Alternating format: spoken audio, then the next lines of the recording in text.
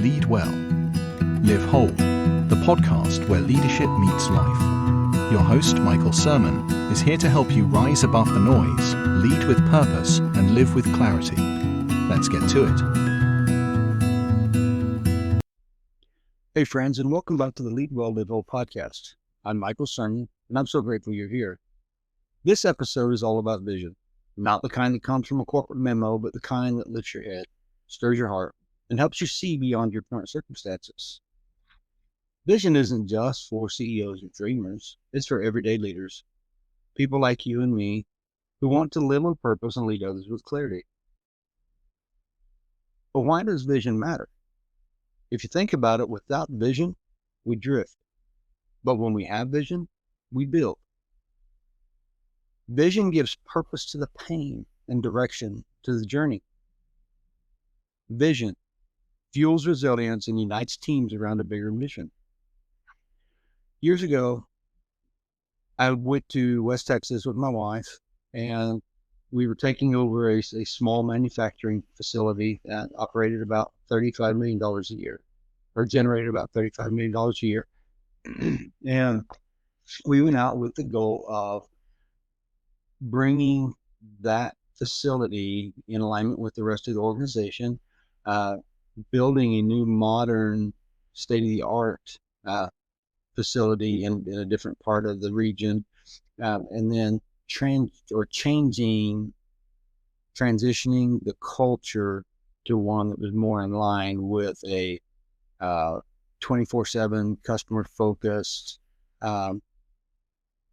lead and serve kind of mindset. So we moved out. The facility was a small facility. I always referred to it as two car garages. It was a little bit bigger than that. We did have some machines, but everything was very manual.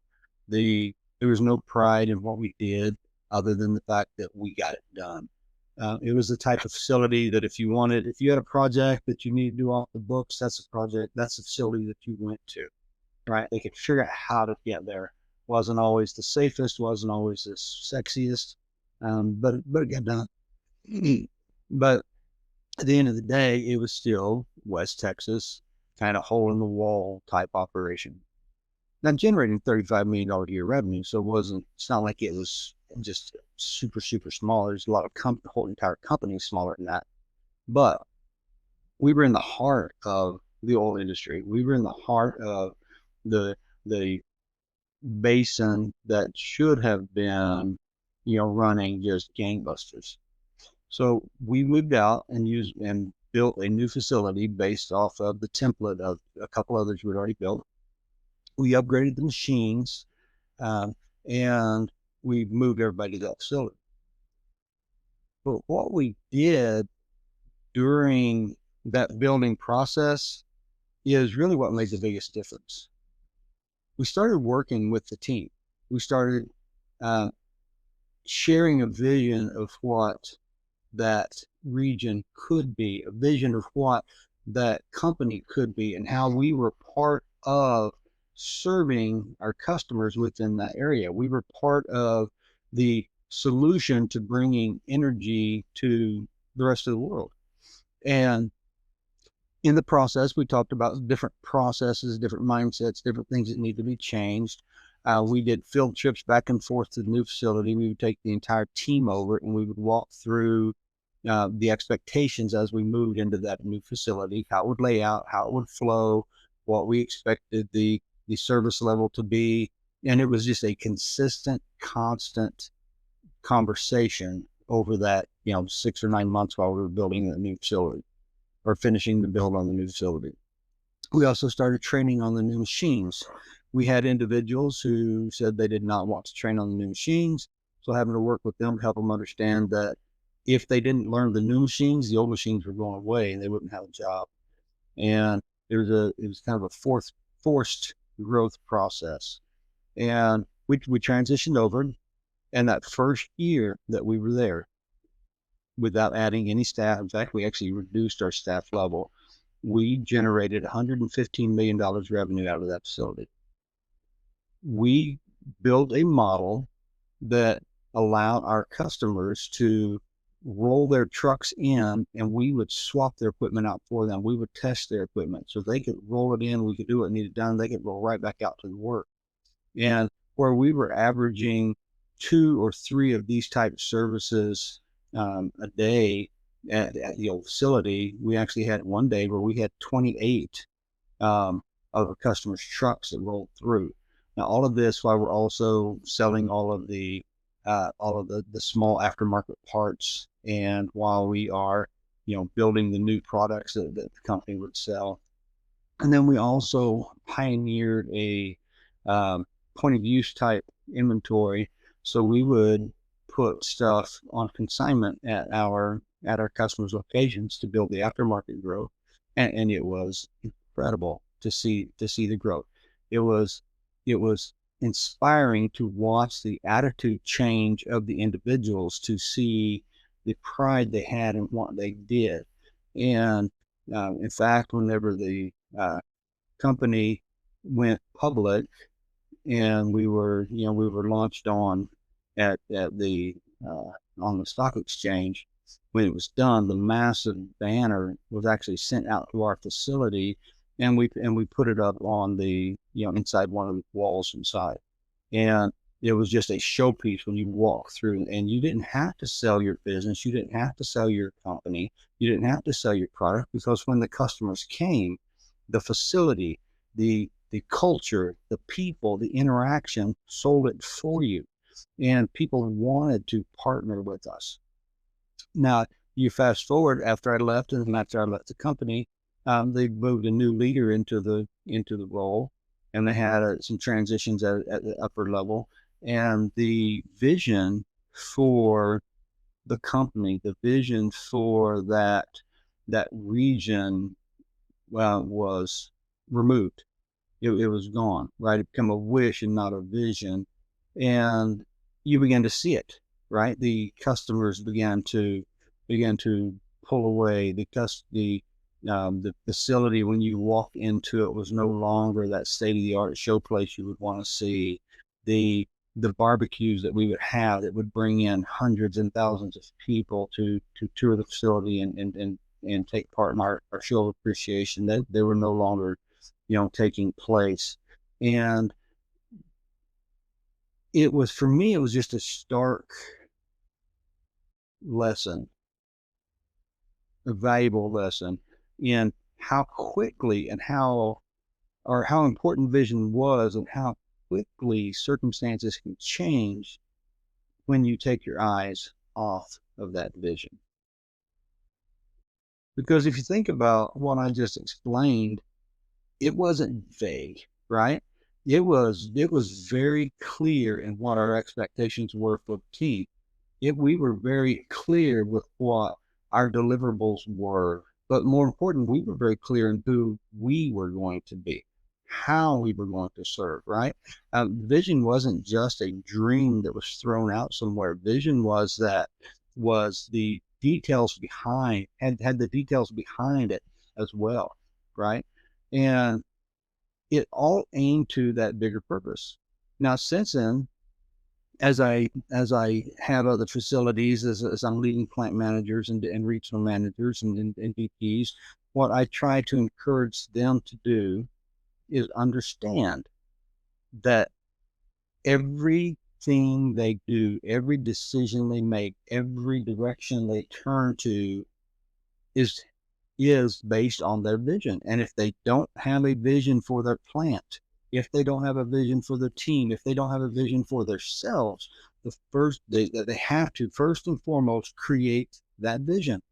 Understand who they are, understand their core value, their core values, the things that they're not going to compromise. Understand what it is that is need, what need is there that they can take their organization to fulfill. And once you understand and you begin to clarify all that, and you boil it down to where it's very simple and very clean, and then you create that vision. And then now I've seen visions, very, very one sentence visions, and I've seen them grow into 40-page presentations, depending upon the size of the organization, and that's fine. as long as they're not abstract, as long as they're not vague, right? A vision has to be something that inspires you, has to be something that draws you up to a higher level, up to a higher plane of thinking, existing, of how you see yourself, right? And that means it has to be very clear. There has to be clarity. Secondly, powerful vision, one of the characteristics is inspiration. It has to move people emotionally.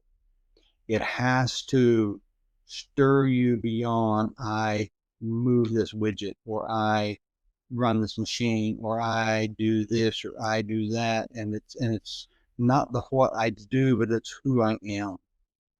I am the one who brings energy to America. I am, well, okay, I go back to George Jetson in the cartoons, right?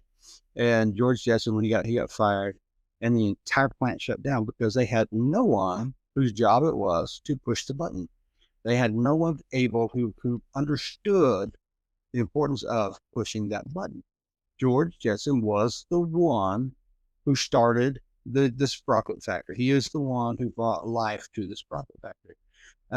You go back to every logo, every vision, every motto that you hear from all of the major organizations, the companies that we grew up with, and they point to the vision of who they are, right? It's not about a vision about I make more money this year than I made last year, or it's not I'm bigger this year than I was last year, because it's not about growth and it's not about money. That's a byproduct of a healthy vision. That's a byproduct of that inspirational or aspirational vision. And then once you have that mapped out, once you know exactly who it is that you are and where you're going, what you are becoming, and your team now is inspired by it and they're bought into it, then you begin to connect your daily work to that long-term purpose. And this is one thing that I have struggled, and well, not struggled. I have for years, I have repeatedly said, I have reinforced, with everyone I talk to about vision and about how your decision-making process is. And that is that once you have a clear vision, once you're bought into that vision, once your team is built into that vision, then everything else is easy, because every decision you make points to the vision, right? There's no debating over, should I spend this $100,000 for this machine? Because does that machine support the vision? If the machine does not support the vision, then no, you don't do it. Keeping in mind that there are short-term actions and activities sometimes we have to do to get us in a position to chase the vision or pursue the vision. So, and with that, I mean, there's times that you see, especially car manufacturers or some of these mega corporations, they don't want a facility in, let's just say, Claremore, Oklahoma, right? That's not their goal.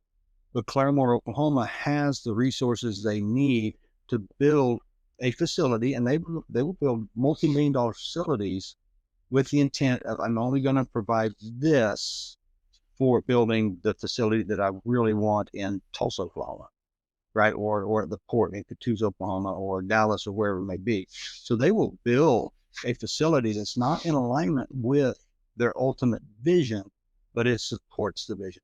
So they build it, they run it however long they need to run it. They get the new facility equipped and going, and then this one is either sold or parceled off or something, right? So there's times that you will have that type of shift, and you'll scratch your head and wonder why, but that's still all directly aimed back to that vision. When you're aligned with your vision, you don't have to wonder if I need to hire somebody, or who I should hire, or if I need this position, or if I don't need that position. The question is, does it support that vision? Does it aim back to that vision? And I can tell you that as humans, we can twist anything and make it work if we want. But that's why it's important that we have, that we go back to those first 4 principles that we've talked about so far in these podcasts and the foundations of who we are, and that honesty with ourselves, right? Am I twisting this just to support? Am I building this just so my cousin can have a job, just so my brother-in-law will have a job, right? Or do I really need this position? And if I need this position, am I going to manage that position? I mean, I've been in organizations and seen organizations where someone was hired because they were kin to someone else, but they couldn't report directly to that person, so they would put them into another department, position in another department, but yet they would still do all the work in the relatives area, right? They couldn't report directly to them, but they wanted them to have a job, so they would twist everything around and they would get them in it, and it always created confusion. It always created chaos, right? Because if your goal is really to be a world-class XYZ company, and you're bringing in people who are not world-class just so they have a job, just to support them, just because your heart is big enough to want to care for them, or because you've made a commitment to somebody at some point in the past, then you're not really working toward the same vision that the rest of the organization is. Your vision is more humanitarian and less whatever the organization goal is, or whatever the organizational vision is. So you can fracture and get off base if you're not careful, which is why your core has to be settled. Those things you're not going to sacrifice no matter what, because those things then come into building your vision. Those things get baked into the core deliverables that you have and that you are. And then as you're making these decisions in your daily work of you and your team, right, it begins to make sense because it's aiming back to the other. I think last episode I talked about the reports that we would get requests to run just because somebody was a weak leader and wanted to reinforce their authority. Okay, those had no purpose. They wasted a lot of time. They took people away from doing that which actually drove the business forward, actually drove the business up, actually built the team, actually brought a sense of accomplishment and that sense of purpose, right? Well, we do the same thing all day, every day in a lot of different areas. And it's easy to get caught up in who we are. It's easy to get caught up in the things that we want and the things that drive us, that don't actually drive the vision. Now, the next characteristic, or the last characteristic really of a powerful vision, or the last characteristic I want to talk about, is really about elevation. Vision lifts people above the chaos. It lifts people above that constant draw and drag and drain. And it inspires them. It inspires them to look for the clarity. It inspires them to look for that path that's already laid out, that gets covered by the noise and confusion of people in the world, right? A really good quote from Jonathan Swift says, "Vision is the art of seeing what's invisible to others, and a good leader have clear vision." So let me ask you this: what's your vision? Not just for your team or your company, but for your life. What future are you building with today's decisions? So when you start thinking, think about that, consider it. Because at some point you've got to develop, you have to cast, and you have to live out your vision. And how does that look? Well, it starts with your values. What matters most to you? And once you understand that, then you can begin to paint a picture of a preferred future. What does success really look like? Success is not just another $50 million sales this year. It's not just another $100,000 sales this year. Success is more than that. That's an element of success, but it's got to be bigger than that. It has to be something more aspirational than that. Then once you have that vision, then my favorite part, which is the casting, you share it consistently. If you don't repeat it, if you're not consistent, if you don't have your core team having the same message, then the vision begins to leak. And when the vision begins to leak, the boat begins to sink, right? And then it's like any other type of change management. You speak it, you speak it, you speak it, you cast it out there. And then others will start repeating it back. And then when they start repeating it back, you have your champions then. You have yours who are now going to go out and they're going to preach the same message, and we're going to be consistent. But that only works if you live it out daily. If our actions are not aligning with our word, I don't care how great the vision is. I don't care how beautiful of a salesperson you are. No one will buy the vision. And if no one buys the vision, no one will get behind it. And if no one gets behind it, then you've already failed. You will still be here a year from now, 5 years from now, 10 years from now, if the company's still around, still struggling with the same thing. And what I've seen weak leaders do is they will begin to share their vision. Someone will say, hey, have you thought about this? And they begin to shut that down. And then they begin to adjust and change their vision over. When if the hard work is done right up front, and you create your vision and you walk through this process of understanding who you are, and you walk through the process of understanding the value you bring, you walk through the process of understanding the challenges and the risks and this, and then you create your vision around that. And you don't just do it by yourself, but you do it with your team, and you challenge the vision, you debate the vision, right?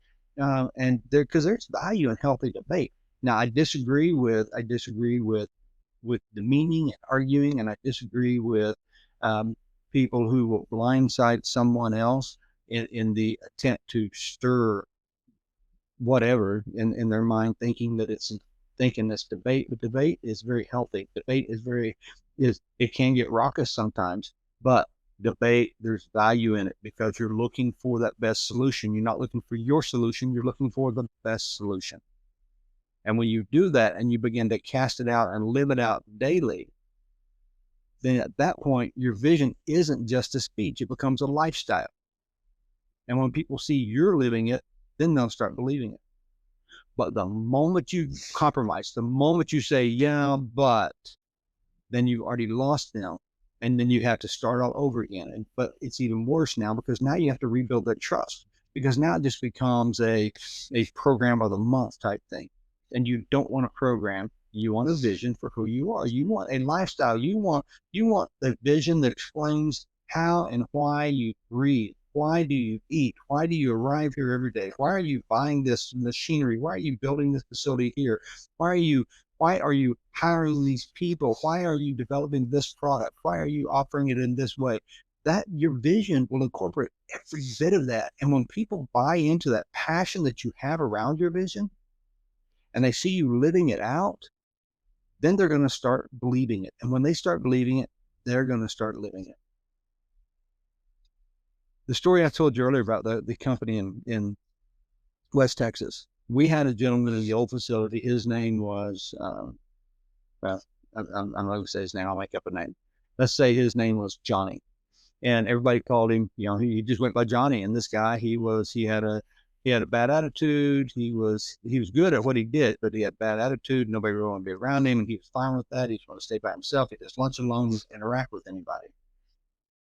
But when we went through the vision creation process and the casting and the selling and the living, and we moved into the new facility, I remember I had gone to Houston for some meetings, and the new uniforms came in while I was gone, and I came back and I was out on the floor and I was walking and I was talking, and this same guy walks up, except now he's shaved, he's got a haircut, his shirt no longer says Johnny, it says Jonathan.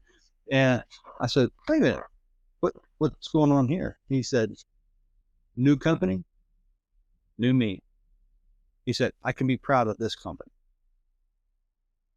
So all that to say, vision matters, not just to you, but to your team, to the people on the floor.